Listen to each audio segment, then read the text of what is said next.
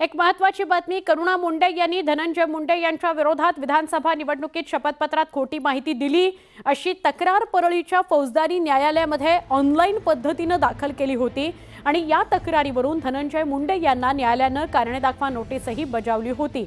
याबाबत आज परळीच्या न्यायालयामध्ये सुनावणी होणार आहे।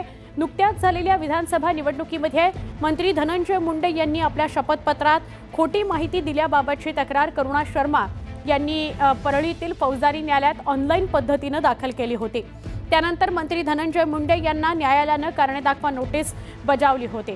करुणा मुंडे यांचं म्हणणं होतं की मी त्यांची पत्नी आहे आणि मी त्यांची पहिली पत्नी असल्यासंदर्भात माझ्या बाजूने निकाल सुद्धा लागलेला आहे। असं असताना सुद्धा त्यांनी त्यांच्या निवडणुकीच्या शपथपत्रामध्ये माझा उल्लेख पत्नी म्हणून केलेला नाही। माझ्या दोन्ही मुलांचा उल्लेख केलेला आहे, पण माझा उल्लेख पत्नी म्हणून केलेला नाही। ती माहितीच शपथपत्रात दिलेली नाही आणि ही चूक आहे।